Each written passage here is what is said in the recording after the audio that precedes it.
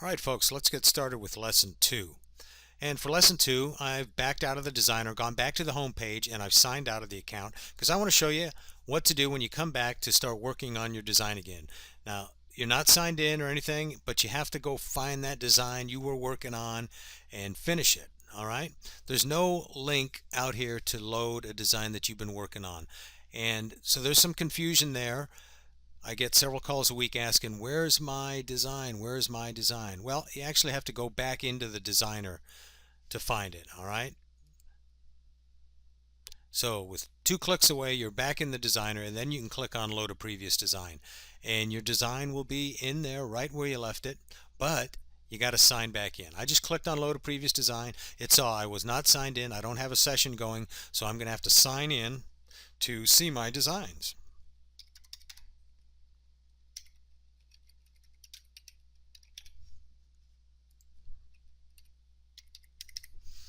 And in the first lesson, we named it sample and saved it. So let's call it back up. And here we are. Had a little server hiccup there. Okay, here we are, right where we left off. So let's continue with the design, folks. And what I want to show you now is how to select items and manipulate them. All right, remember this was a template that we loaded. We changed the size, and now we're going to change all these elements here and make it fit what we want to say. All right, let me select this bit of text right here, which is banner theme number 4. All right, and to select something, all you got to do is put your cursor on part of the element, and you'll see you get a green halo around it. That tells you you're on a sweet spot, and you can click now to select it. So let's do that. Click. It is now selected. You can tell because the bounding box is around it. You can also tell if you go here to the layers palette, it's going to tell you layer 2 is selected, and in the properties palette you'll see this is in fact layer 2. Well, what I want to do right away is change the name of that layer, and I'm going to change it to the actual text that I'm going to change it to, and that's Rocket Banner. Okay, that's what it's going to say after I change the text. All right. So I changed it to Rocket Banner. You can see it now in the layers palette. It's now called Rocket Banner, and this can become important if you make a real complicated design with, say, 20 different layers. It gets a little difficult to identify what layer you're working on unless you have a unique name for the layer. So with that taken care of, let me go ahead now and delete these other layers that I know I'm not going to use. I have 4 layers here. 1, 2, 3, and 4. And those layers I'm just going to get rid of. All right. So to select multiple items at a time, you see what I just did there?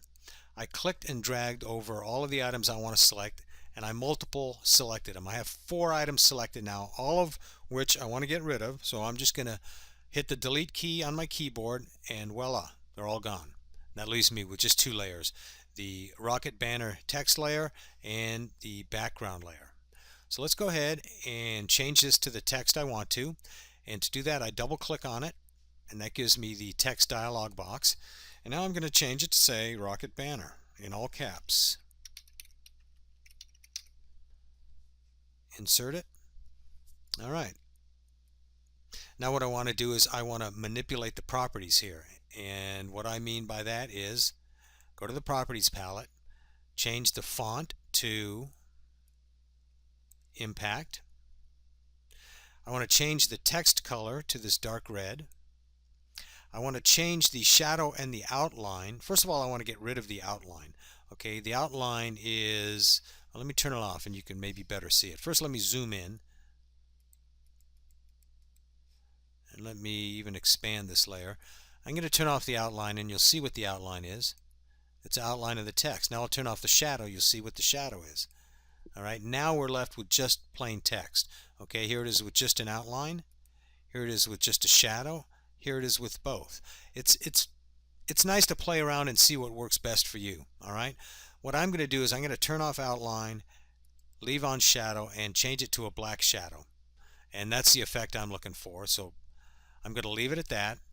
Now I want to get the whole banner back on the canvas. So the easy way to do that after zooming in like I've done is to hit fit to view right here, and that puts the whole thing back on the canvas.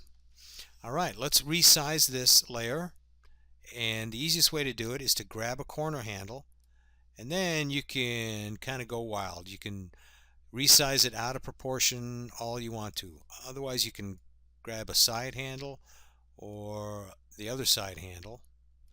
But like I say, the easiest way to do it is just to grab a corner handle and go to town. One note here, if you wanted to, let's say you started with it like that, you want to keep it in proportion. We've got a functionality that'll let you do that, and that's important sometimes when you add images and so forth.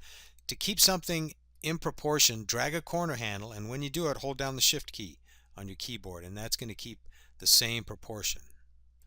Alright, there you go. Let me make it the way I want it, which is right like that.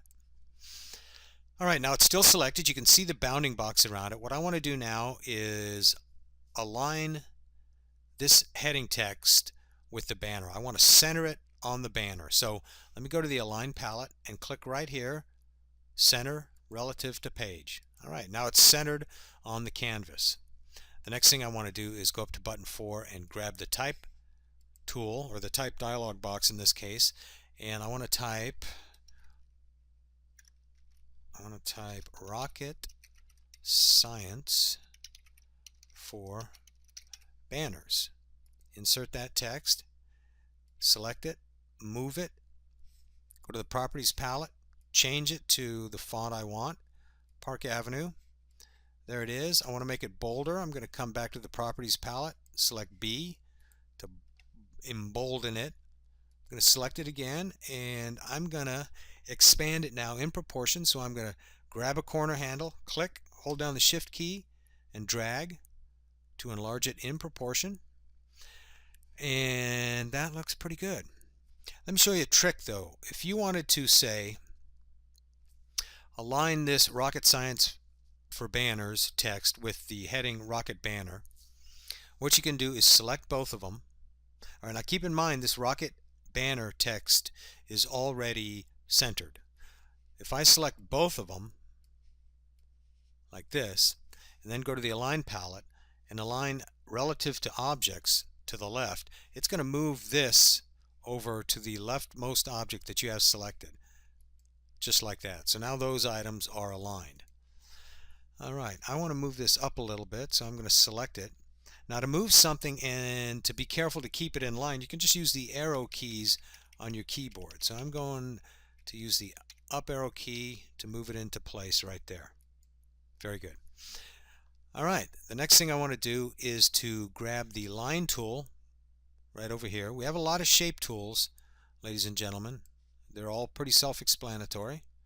Alright, you can draw all these different shapes. Let me point out a couple of them though that may not be obvious. The rectangle tool, you can grab that, you can make rectangles, but if you hold down the shift key while you drag, you're going to create perfect squares. Alright, I think you get the idea here. If I grab the oval tool, you can make ovals, but if you hold down the shift key, you're going to make circles. Alright, let me delete that. The octagon tool, you can make all kinds of weird shaped octagons, but if you hold down the shift key, you're going to make perfectly shaped stop signs, I guess you could say. Let's delete that. Star tool, you can make odd shaped stars or hold down the shift key and they'll stay in proportion. Let's delete that. And we also have an arrow tool here. I don't know what happens if you hold the shift. Oh gosh, don't use the shift tool with that. Just go ahead and free draw that, and that'll work best for you. Alright, back to our design. Grab the line tool and let's make a separator line that'll kind of separate the top part of the banner from the bottom part. And to do that, just click and drag, and you can go with whatever angle you want if you just free drag. But if you hold down the shift key, it's going to constrain you to either the perfectly horizontal or the perfectly vertical. In this case we want perfectly horizontal, so hold down the shift key, drag it out to about the length you want and release. Then go ahead and select it, go to the Properties palette, increase the stroke width to about 6, and change the color to this dark red to match. Oh, that's not the dark red. That's the dark red. And that matches the heading text right there. Now look at that. You could do something here to play around. You see, here let me show you the layer stacking order. Okay, let me zoom in a little bit just to demonstrate that you can change the layer stacking order. If you wanted this F to be on top of that line, all you have to do is to move the Rocket Science for Banner layers on top of that line layer. And to do that, with that text selected, go to the Layers palette and drag it above layer 10. And that's how you control the stacking layer. And that becomes very useful as your designs get more and more complicated. Now you can name these layers if you want to, just as I showed you before. Why don't I do that and name layer 10 line. Okay. And that's it. That's it for lesson 2. Let me fit this to view. Click that right there. Fit it to view. Let me go ahead and save this. First of all, I want to replace this sample 2. Okay, so let me go ahead and save my design. And let me type in sample 2. It's going to ask me if I want to replace that design because there's already one named. Say yes. And my design has been saved. All right, we will leave it there and we'll come back and finish off with lesson 3.